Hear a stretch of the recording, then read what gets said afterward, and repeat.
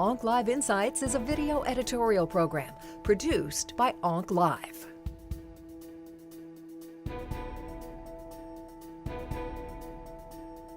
When one uses chemotherapy in non-small cell lung cancer, one thinks about the goals of therapy, whether it's going to be for a curative intent or a palliative intent. And that decision is really based on tumor stage and in consideration of the patient's comorbidities and performance status as well. But tumor stage is the primary driver of the role of chemotherapy in this disease. Patients, of course, with earlier stage disease are treated with chemotherapy with a curative intent. Those with advanced or metastatic non-small cell lung cancer are treated with a palliative intent. But even with that in mind, we treat patients in order to prolong their lives, not just make their lives better. In patients with early stage disease, stages 1B to 3A that have been completely resected, adjuvant or post-operative chemotherapy, that is platinum-based chemotherapy, is considered standard of care. In that setting, cisplatin-based doublets prolong life, although modestly, but they do prolong life, and those patients would want to be on the upper curve on a Kaplan-Meier plot rather than on the lower curve of those patients who did not get chemotherapy. So I think chemotherapy plays an essential role, albeit it's a very modest benefit that we see from it in the curative setting of non-small cell lung cancer. In the middle stages of lung cancer, that is in patients with locally advanced disease that are unresectable, 3A or 3B, in a situation where a surgeon says they can no longer put the patient through the rigors of surgery, then chemotherapy plays an essential role in that curative setting concurrent with radiation.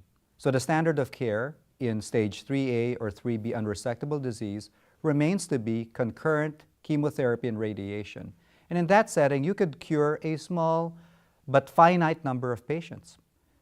And that word, cure, is critical there because radiation alone cannot do it in that setting. Chemotherapy has to be given because of its known synergy with radiation in the context of non-small cell lung cancer.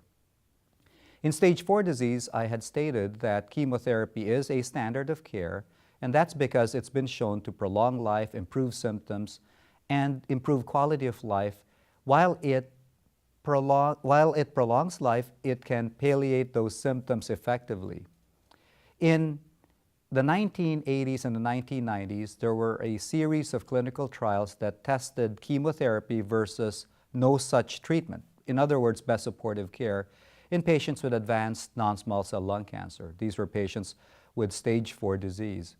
And in those series of trials, it was clearly shown that cytotoxic chemotherapy can prolong life and improve quality of life at the same time, versus what we thought was just good enough, best supportive care. What that taught us was that chemotherapy is able to provide more than just numerical prolongation of life. It's able to enhance quality of life as well, which is precisely the reason why it remains the backbone of treatment for patients with non-small cell lung cancer even to this day, the day where targeted therapies have become readily available for those with actionable mutations.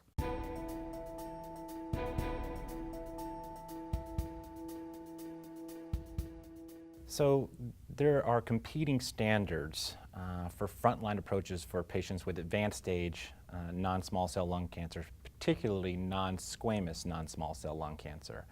And in the end, the decision for me comes down to weighing the efficacy versus the toxicity. For me, that really boils down to using PEM-based regimens as a frontline treatment. Clearly, we have data from the Paramount study to suggest that patients do well with a platinum with pemetrexed with continuation pemetrexed for those patients who at least achieve stable disease. The other option that is out there is Carboplatin, Paclitaxel, Bevacizumab, what I call an oldie but a goodie. the ECOG 4599 study that randomized patients between carboplatin paclitaxel versus carboplatin paclitaxel plus bevacizumab with maintenance bevacizumab. And in that study, we did see an improvement in response rate and survival. In the end, these are two competing standards that come down to differences for me, in tolerability and toxicity. And in my experience, PIM-based regimens are well tolerated. Patients don't get the neuropathy and alopecia seen with taxane-based regimens, and the drug has proven to be shown a survival advantage in several studies. So in the end, I think it's important that we are really thinking about goals of care, and goals of care, again, are to extend life, and when the goal is palliative and not curative, I think we have to rely on the regimen that is most tolerable and equally as efficacious. And so for me, that decision usually is platinum, either carboplatin or cisplatin with pemetrexed for 4 cycles, and then on to a maintenance regimen if patients are tolerating drug and have at least achieved stable disease.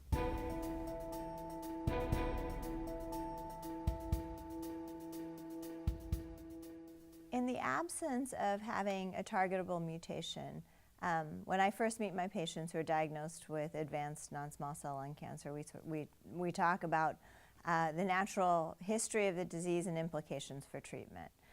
So we generally begin our conversation sort of explaining how this cancer will be controlled and won't be curable.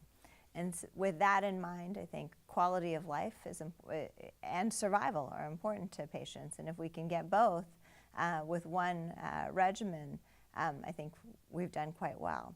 For most patients who have good performance status, we absolutely recommend a platinum doublet. We tend to use bevacizumab in patients who are bevacizumab eligible, so patients with non-squamous histology who don't have a contraindication to bevacizumab, such as ongoing heart disease or recent stroke. Certainly, we're much more comfortable treating patients with a history of treated brain metastasis, and in some instances, even very small microscopic brain metastases that have not been treated and are asymptomatic. So generally, I do carboplatin, and then still, I have equipoise about carboplatin, paclitaxel, and bevacizumab, or carboplatin, pemetrexed, and bevacizumab. As you recall, as the author of Point Break,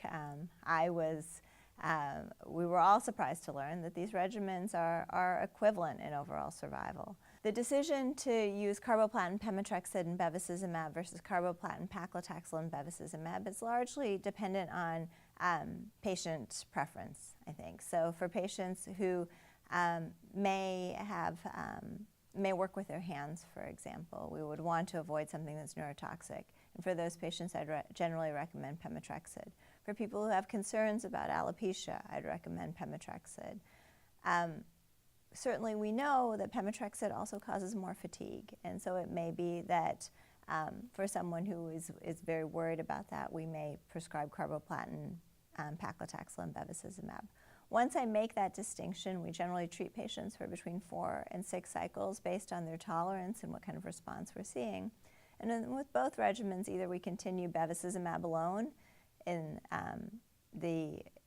if we choose paclitaxel, or pemetrexed and bevacizumab together as combination therapy, again, based on phase 3 data.